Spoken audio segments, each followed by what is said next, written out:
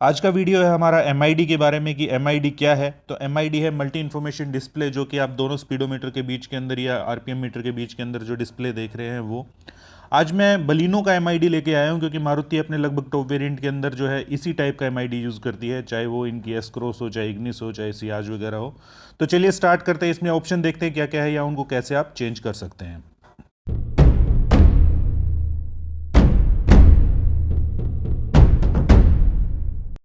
तो सबसे पहले मैं आपको यहाँ पे बताना चाहूँगा कि जो राइट साइड में आपके पास जो जॉयस्टिक दी हुई है MID के पास में, उसको आपको दबा के रखना पड़ता है 3 सेकंड के लिए, तब आपके पास ये काफ़ी सारे ऑप्शन आपको MID के अंदर दिखाई देने लग जाएंगे।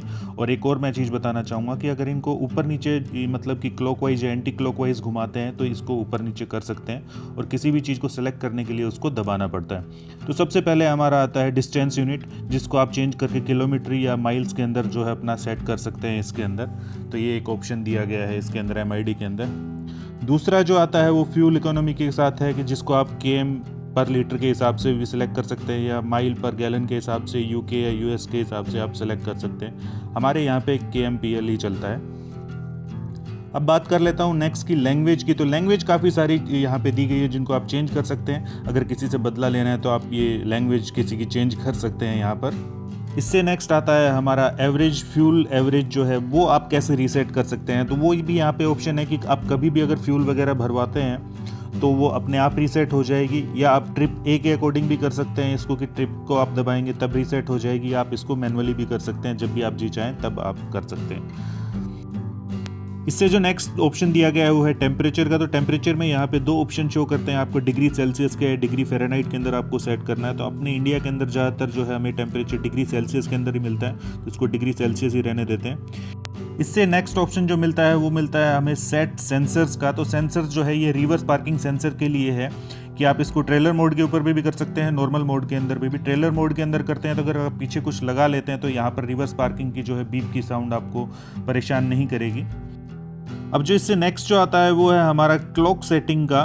तो यहाँ पर क्लॉक सेटिंग के अंदर अगर हम जाके देखते हैं तो यहाँ पर आपको दिखाई देगा कि आप अपनी क्लॉक एडजस्ट कर सकते हैं, या 12 आवर्स या 24 आवर्स के मोड के अंदर भी कर सकते हैं, या यहाँ पे आप डेट वगैरह भी एडजस्ट कर सकते हैं। चलिए क्लॉक सेटिंग से आगे बढ़ते हैं, और नेक्स्ट है हमारा डोर लॉक। तो डोर लॉक के अंदर काफ़ी सारे ऑप्शन आपको देखने को मिलेंगे। तो जो सबसे पहला है कि वो है डोर अनलॉक। तो डोर अनलॉक कैसे होगा, जब अपने रिमोट की से अनलॉक का स्विच दबाएंगे तो क्या सभी डोर ओपन होने चाहिए, तो आप उसको ऑल डोर अनलॉक कर दीजिए। अगर आप चाहते हैं कि एक सिर्फ ड्राइवर साइड का डोर ओपन हो तो आप ड्राइवर साइड का सिलेक्ट कर दीजिए। अब नेक्स्ट चलते हैं कि ऑटो लॉक। ऑटो लॉक के अंदर पे भी मैं आपको बताना चाहूँगा कि ये स्पीड के साथ सिंक्रोनाइज अगर कर रखा है आपने, तो 20 की स्पीड तक पहुँचते ही आपके सारे जो डोर है वो ऑटो लॉक हो जाएंगे। इसको मैनुअली भी सेट कर सकते हैं। ऑटो अनलॉक भी ऐसे ही है, अगर आपने इग्निशन के साथ जो है इसको जो सिंक्रोनाइज कर रखा है, तो जैसे इग्निशन ऑफ होगा आपकी पूरी गाड़ी अनलॉक हो जाएगी। आप इसको मैनुअली भी एडजस्ट कर सकते हैं। ऐसे ही अलार्म का है कि जैसे कि आप डोर लॉक वगैरह या अनलॉक वगैरह करते हैं, जो पिक पिक की साउंड आती है वो इसको आप ऑन या ऑफ कर सकते हैं। इससे नेक्स्ट ऑप्शन जो आता है वो आता है हमारा लाइट्स का। तो लाइट्स के अंदर सबसे पहले आता है फुट लाइट्स का। तो उसको आप सिंक्रोनाइज कर सकते हो आप अपने डोर्स के साथ, कि जैसे डोर ओपन होगी आपके पैरों के अंदर लाइट जल जाएंगी। दूसरा आता है हमारा लेन चेंज का। ये बेसिकली एक इंडिकेटर जो होता है वो उससे रिलेटेड होता है, कि जैसे आप इंडिकेटर वाले स्विच को हल्का सा ऊपर या नीचे की तरफ करते हैं तो 3 बार ब्लिंक करता है, जिससे कि आप लेन चेंज कर सकते हो।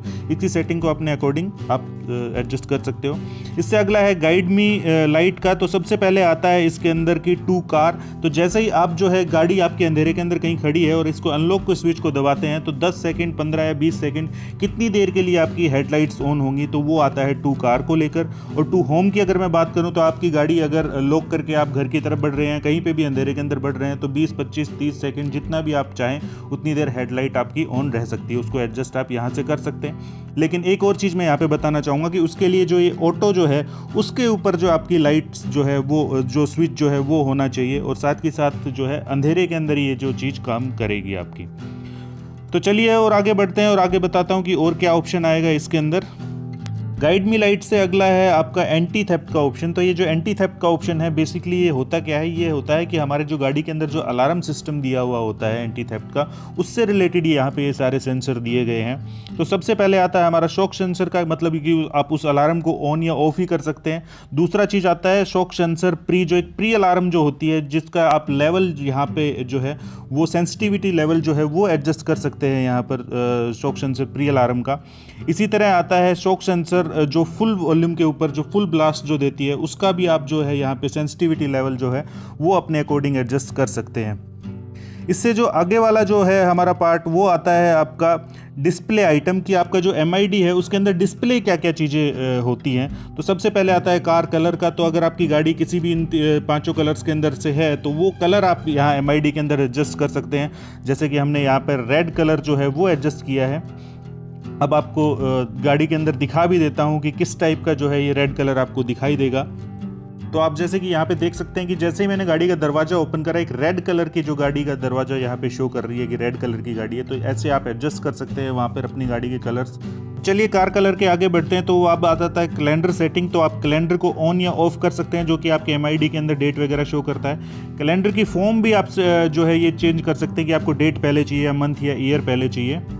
उससे जो नेक्स्ट ऑप्शन है उसके अंदर आपका ड्राइविंग साइकिल शो होता है, और उसके अंदर आप यहाँ पर ये भी सिलेक्ट कर सकते हैं कि आपकी जो गाड़ी है वो कितनी देर चल रही है, या इग्निशन कितनी देर से ऑन है, या आपका इंजन कितनी देर से ऑन है। तो वो भी आप यहाँ पे सिलेक्ट कर सकते हैं। तो मैं आपको दिखा रहा हूँ कि कहाँ पर आपको दिखाई देगा। तो MID के अंदर जो है आप देख रहे हैं कि यहाँ पर आपको जो दिखाई देगा ये जो है 6 मिनट 34 सेकेंड के आसपास इस गाड़ी को स्टार्ट होते हो गया। जबकि मैं इसको रिकॉर्ड कर रहा था तो इसका इग्निशन किया, मैंने इंजन ही ऑन कर दिया था इस गाड़ी का। तो ये था आज का हमारा वीडियो MID को लेकर के, जिसके अंदर मैंने आपको बताया कि क्या क्या फीचर्स होते हैं MID के अंदर, या कैसे आप उनको अपने अकॉर्डिंग एडजस्ट कर सकते हैं। लेकिन फिर भी अगर आपके मन के अंदर कोई क्वेश्चन है या कोई भी आपका कन्फ्यूजन है तो आप मुझे सीधा ट्वीट कर सकते हैं। आप मेरी ईमेल ID के ऊपर मेल भी कर सकते हैं, या नीचे कमेंट सेक्शन के अंदर कमेंट भी कर सकते हैं। और अगर आपको ये वीडियो पसंद आया तो प्लीज़ लाइक का बटन जरूर दबाइए, और राइट साइड के अंदर जो चैनल का लोगो दे रखा है उसको दबाकर आप चैनल को सब्सक्राइब भी कर सकते हैं, और साथ के साथ आप नोटिफिकेशन बेल भी दबा दीजिए। मैं हूं आपका दोस्त रोहित यादव, अब आपसे इजाजत चाहता हूं। Thank you so much.